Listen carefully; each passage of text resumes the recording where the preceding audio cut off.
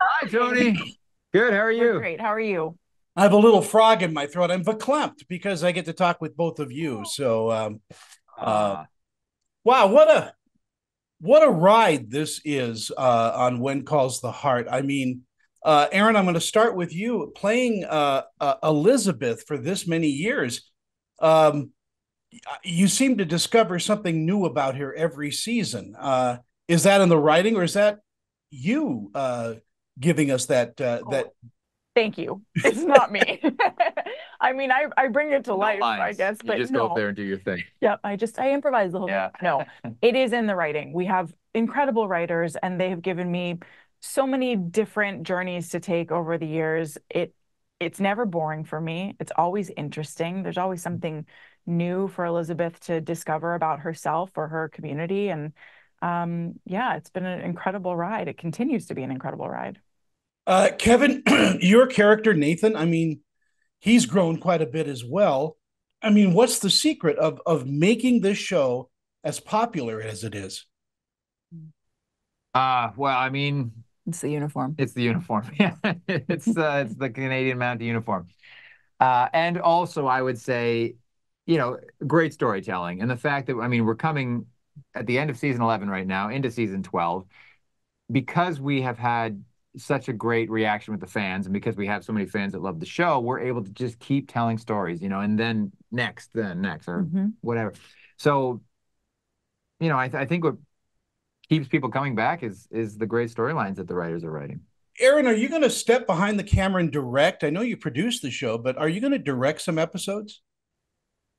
I would love to. I think that would be such an interesting challenge. I'm not sure what's possible because I'm American and we shoot in Canada, but I think that would be a really neat new avenue. Certainly something I'm interested in, and I know Kevin's interested in. Yeah. Yeah. And Kevin, I mean, with your history, I mean, on stage, and I know Erin has the same. But do you miss stage work? Yes, of Ooh. course, all the time. Yeah. What? Why you don't? No, I just think it's an interesting question. I mean, Yeah. when was the last time you were on We're stage? on stage Yeah. probably 10 years ago, maybe Right. 8 years ago. I'd be terrified to go up and do it now. We Hmm. we saw a play last night, actually. We're here in New York right now. And yeah, I was baffled. I was like, I used to do this, and I don't think it would just be so difficult. It's because they're just two very different mediums, acting in front Hmm. of the TV, in front of this camera, and then on stage. But I mean, long story short, I would love to get up there and do it again. I miss it every time I see it, and yeah, I hope I get the opportunity to. We've actually talked about potentially producing a play together. We thought it would be fun to, with another one of our castmates, get together and do a play. Yeah, That would be It'll wonderful. happen. We should see a yeah. Would you a come see it? musical version of When Calls the Heart. Oh, We've I think pushed for I this missed idea. that. Well, yeah, Oh, on screen? Yeah, musical episode. yeah. That would be great. A little choreographed dance number. Yeah, we it might happen. I mean, as the fans love it and the seasons Who continue, knows? maybe we'll see it. Erin, 12 seasons of When Calls the Heart, though. Um, I mean, your cast, your crew, this is family now. It is. It really is. Um, I consider myself very lucky to have met some of my best friends on When Calls. They're people who have stood by me in some of my lowest moments. They're the people that I laugh with, the people that I travel with, um, that I adopt dogs with. It's just a really incredible community. I mean, it's a lot of really good, fun, kind, talented people. It's a great group. Kevin, same question. I mean, there must be people, close to your heart that are crew members and all. Do Yeah, you do, yeah, of course. I mean, you're do looking at one of them right now, but on top of that, I met I met my fiance on the show, and yeah, just I mean everything that Erin has said, it's my life has only gotten better from joining the show, not only professionally but also personally. So nice. uh, how does costuming affect your character and inform your character, Erin? Oh, well, I ditched the corset this year, my friend.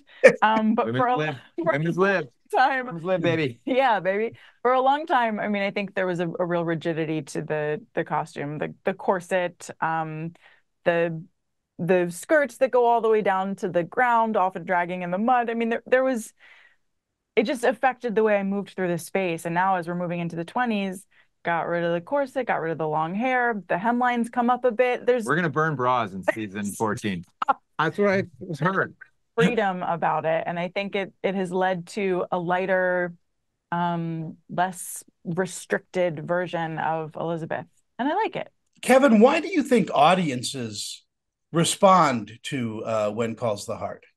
I think there is nothing like When Calls the Heart on TV. I think there's a wholesomeness and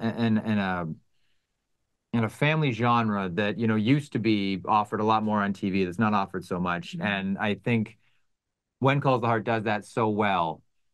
Anybody looking for that kind of finds us, and yeah, we're one of a kind, and we're the only one kind of doing that right now. So It's really true. You hear about in so many families, people go to their own rooms with their various screens and they watch their shows separately or independently. yeah, But I hear from so many families that their families come together when they're watching When Calls the Heart. They gather around the TV screen together on Sunday nights, and that's really meaningful that we're a show that brings families together.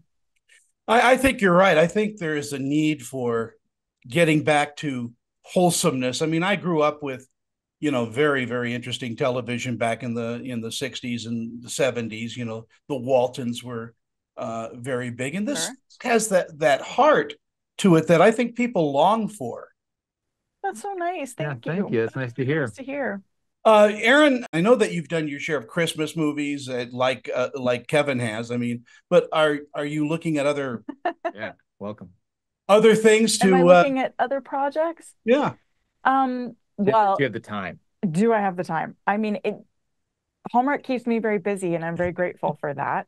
Um, I I do a lot of work on When Calls the Heart, even during the hiatus, just as we're gearing up for the next season. So it is a busy time, but sure, I'm always interested in other projects.